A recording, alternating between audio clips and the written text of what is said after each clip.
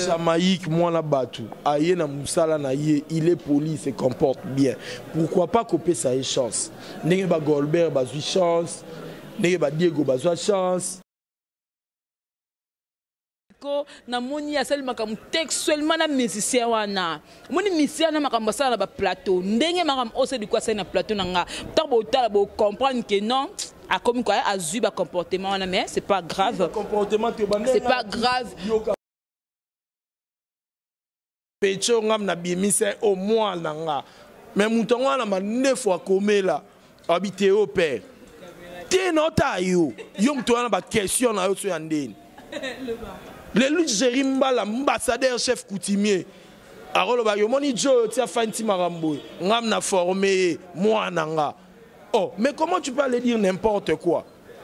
Le roi de la forêt est le grand formateur. Si la musique aujourd'hui continue à faire rage, c'est parce que Ouer existe. Na marché ba mon nanga te. Pour le lobo.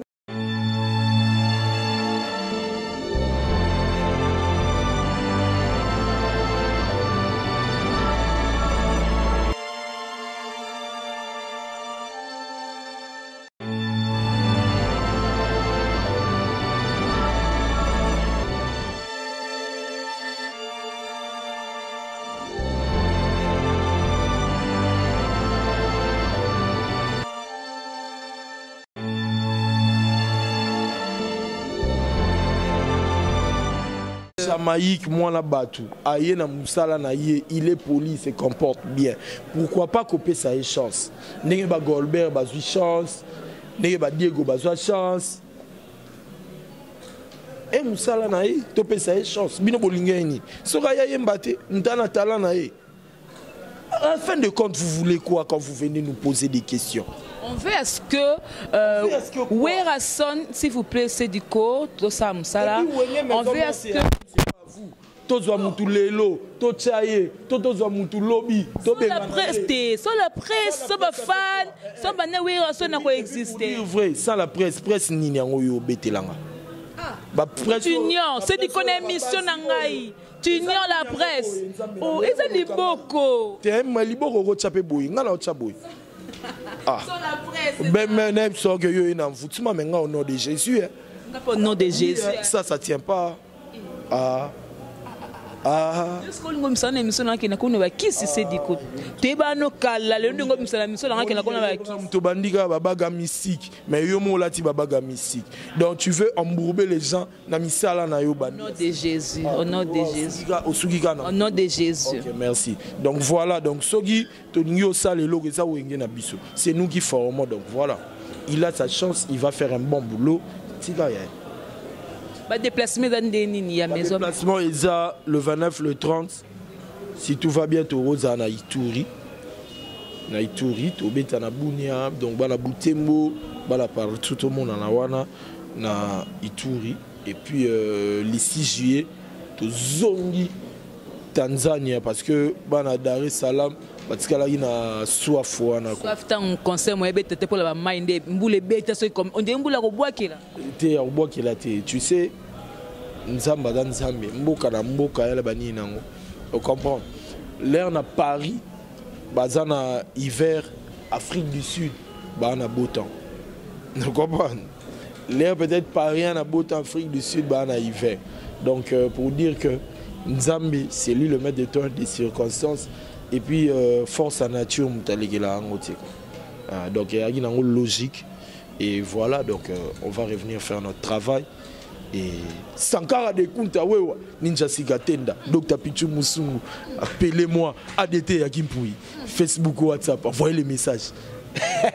Ande Werason le bas qui t'envoie les messages voilà message et les cas qui tout na moi question parce que homme de médias par rapport à la disparition to benga ka couple au langi lelo yo batiki biso bato comme tout na ba question belé sur CFMC par rapport à la disparition na bango étant humain ça te fait comment?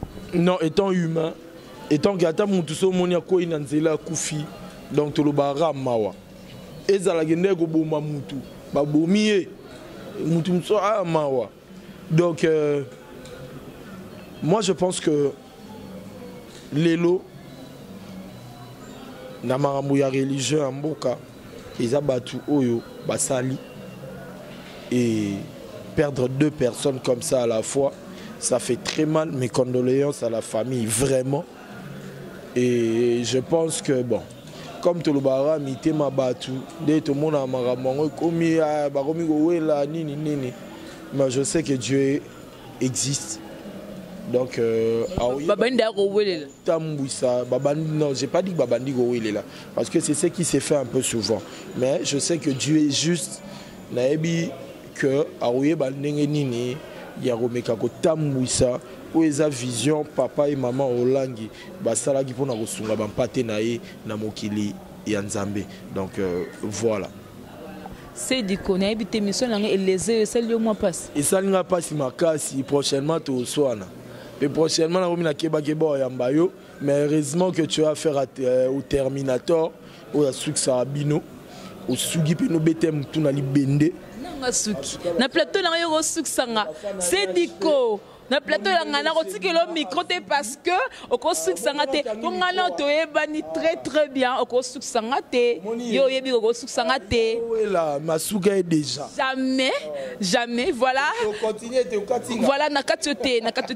Voilà donc c'est l'ambiance de l'émission le bar l'émission la question sina ko tuna to le bar biso to la liste sur les ya population moi yo ki ngo bobité na comme sur le terrain na tuna ce ko concerné.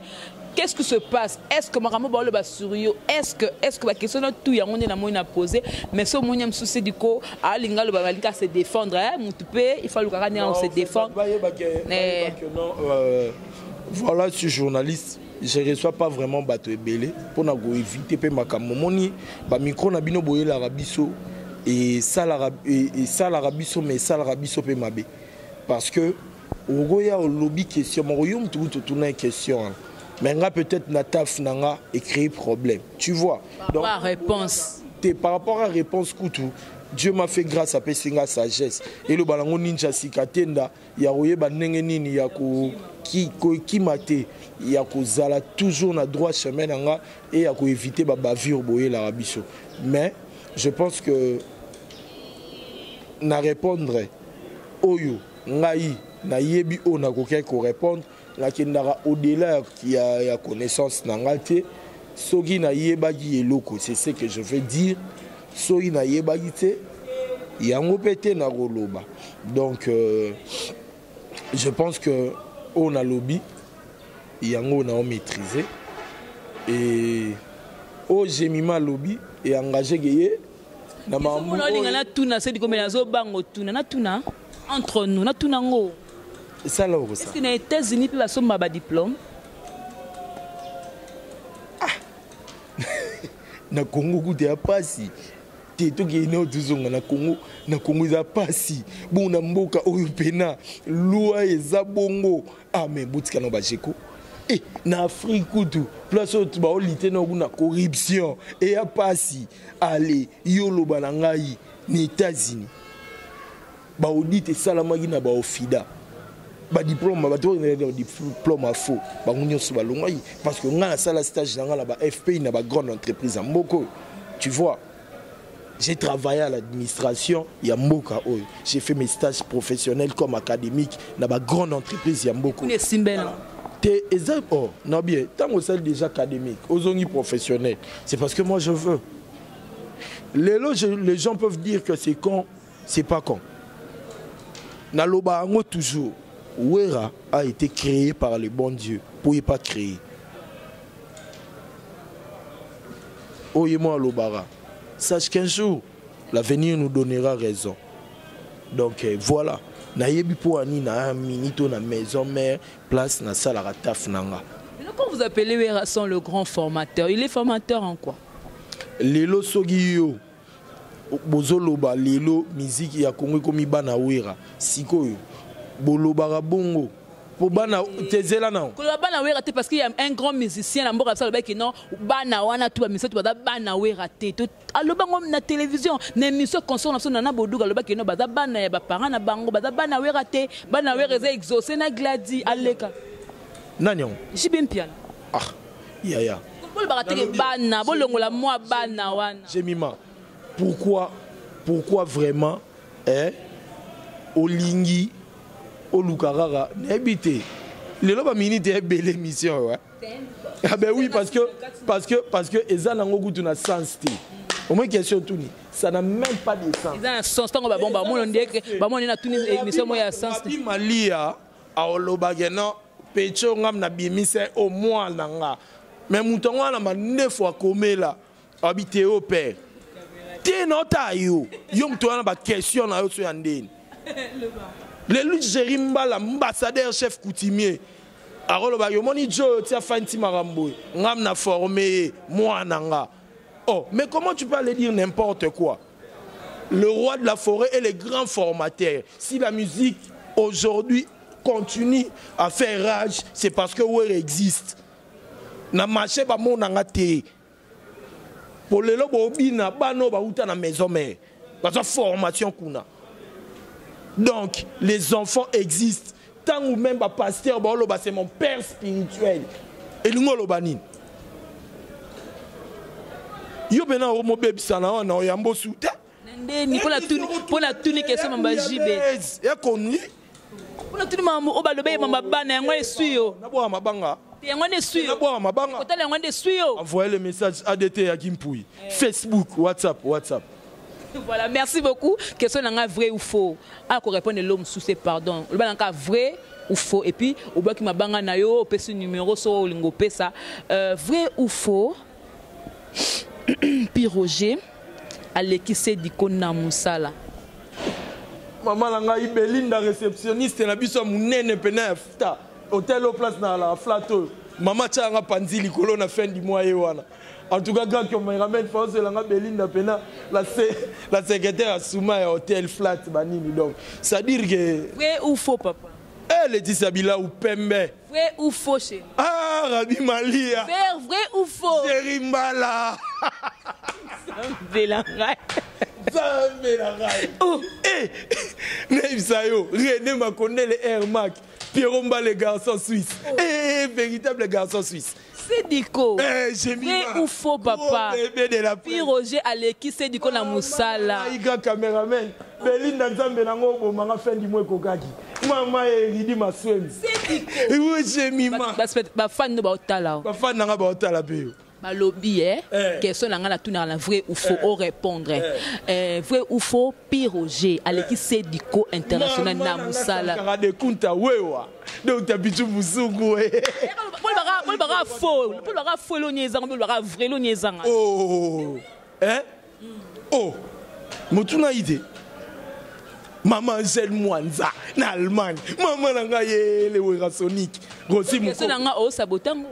Pour le bara faux et ça ni. Dada muzinga tala rasito makasi. Mais le bara faux ou bien vrai te. Sarah Bouchiri. Le bara faux ou bien vrai. Ba on ba pia. Voilà, donc comprenez que mon question est vraie, il faut que babou et la maman répondent pour. À mon accueil, puis Roger Alekise na musala, mais sur le vie vrai, et moi encore il diminue. Ce pas faux, à mi ça y est, mon pour puis Roger Alekise na musala. Puis Roger Lianza, vrai ou faux? Ken Aleki auto leginga. Bon mo bon pia. Plus 243 85 284 29 68. Wana aussi WhatsApp ya Sediko International, Viber Marambutu. Donc vous avez un message, vous avez un numéro à Puis Roger. Na pesa yango. Comme ça, vous pouvez Puis Roger. Hein? Vous pouvez s'y épée. Ah, Puis Roger, moi na mboka. Ah, souka na episayo. Vraiment la émission, c'est Diko. Donc vous appelez le numéro quoi? Il y a Puis Roger. Bobé ngapé Puis Roger na 09 plus 243 99 09 98. Donc voilà. On est là, normal 09 98 12 30 65. Ou numéro à Puis Roger. Il y a un IC 62. Teto Bandeli. 098 09 TZ Malembe 09 98 12 30 62 ou un numéro à Puis Roger. Faut pas répondre.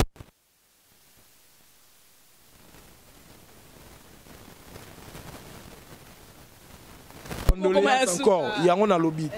plus 243 ya Willy Mouché Nico Damboka 85 284 29 68 nayebi ke batu barobenga na WhatsApp ba réagir ba tinda ba message et pas pu Roger pe ba tinda po ba loba entre ngana ye vrai faux na legi na musala en tout cas na yebi ke ne na boaki boy ba Kelvis Nkoi batu nanga déjà ba dédicace fait dédicace plutôt kabwana biso au passé d'un programme il y a mouvement fait dédicace puis ba répétition et contenu na on kaka et plutôt kabwana la répétition en tout cas ba activité à Wenge musique à maison mère et zana nous suspendu pour na lobaki vraiment que le Vemoni va aller la dernière demeure naie na ba honneur nion surtout donc to suspenda qui ba séance ba activité tout parce que les lots déjà d'émission tout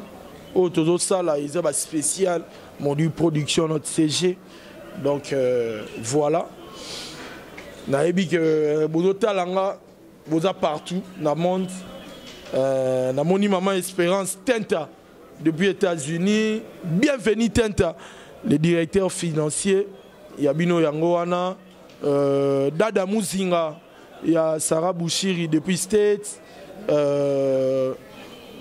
Bassman Kinganda il y a Patrick Kinganda depuis Soudaf la fan d'ici Yanga Staff depuis Paris par Fezola Diezola Beryl Moukeba voilà ba noko ba player Zamba Forêt yayo Yangoana Masalanga depuis Paris Forêt en tout cas le patron du Flat Hotel Soumaya le V Soumaya depuis Londres Cédric Flash il y a Jerimbala Cédric Flash na Londres Rabi Mali ya pasawana il pas dans batu côté Paris ba Hollanda donc mbote na bino bangotu ma maman chérie tu me suis depuis Paris et puis madame en tout cas madame Kombona madame o tient une photo elle a un téléphone mais pourtant a combo zoboyolo madame pour na eba communauté ngana loba boss kae oh yé moi ça y a plus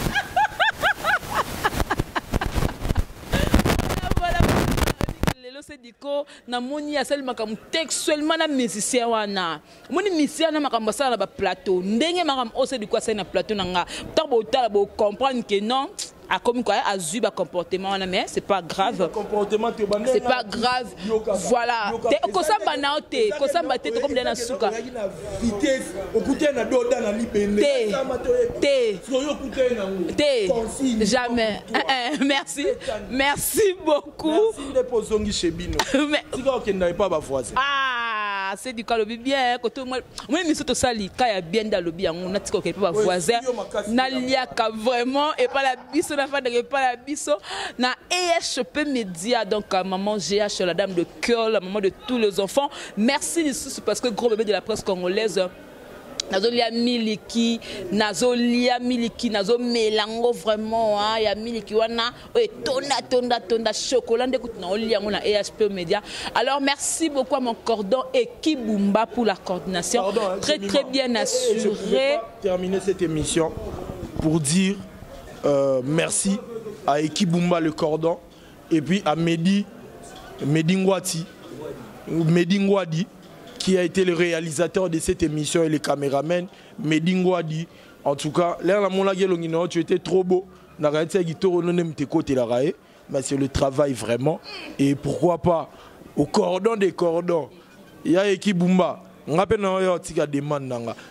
reviens avec le micro sur le plateau. Bon, sentir bino chemima. On a été melanga na ebarate yo tango yo tala romona au moins la lekio na musala yango nga hôtel melanga donc c'est na baksika salaire na ba salaire na soira tikala yo faut te demande nga numéro ça na maison na kese moko te ba futa papa maison ba futa te ba futa ndene. Voilà, je remercie attends des annoncés na opesa yo opesa ngati te obeti chuki moro oyo je te permets pas au comprendre au moni les on dit il y a batu te nota caméra te pour caméra c'est loté caméra te mte tindi lo ba bêtise au lobby oyebi ce que moni tune wana enango et simba te po ba tout ce ba ta la boue so lelo makambo ya boue ya pona mbongo ya wingi tokosana ate. Voilà, merci beaucoup. Yango ba lobby ebele ya batu, l'ingratitude ne paye pas. Oboyi lelo lobby ba oboya yo. Ndima po ndima melao. Ngala wenge na salarié. Donc mutuloro la bienvenue tenta o na bana na mwasi bakinda poto bayaka qui est le directeur financier. Yo reza rozana poste yana na sentiment. Lelo lelo sankara de kunta de jeep moi sinaye lupango munene oyebi yana mbongani yo yebi wapi na relation sankara yaye mo lobi au moins golo banoga n'importe quoi tu m'as envoyé parce que les gars na RTNC ba mami il est là, tout le monde était là. Mampata a préparé pour nous, on est venu recevoir notre salaire. T'as pas vu ça?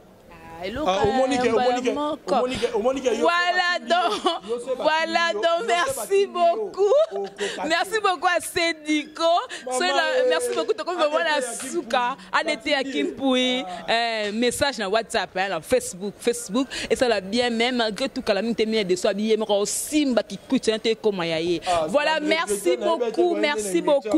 Voilà, ça n'est fini pour aujourd'hui. Bon mon c'est de quoi télémi pas comportement et mission on a c'est du conseil le plateau. Voilà, merci beaucoup. Merci beaucoup. Ça est fini pour aujourd'hui. Je remercie mon cordon, comme j'avais dit, et Kibumba. Merci à Merdi pour ces images. JB Koumanou, le vrai pétrolier de Dallas, partout dans le Kendeka, Nayo. Et puis, à mon vieux Roger Kosama, le vieux qui bomba depuis 1000 km. C'était Jemima Ibé, les gros bébés de la presse congolaise. La giga de la presse congolaise. Donc désormais vous allez me suivre ici dans EHP Média partout dans le monde, nous sommes là. D'ici là, portez-vous bien, au revoir.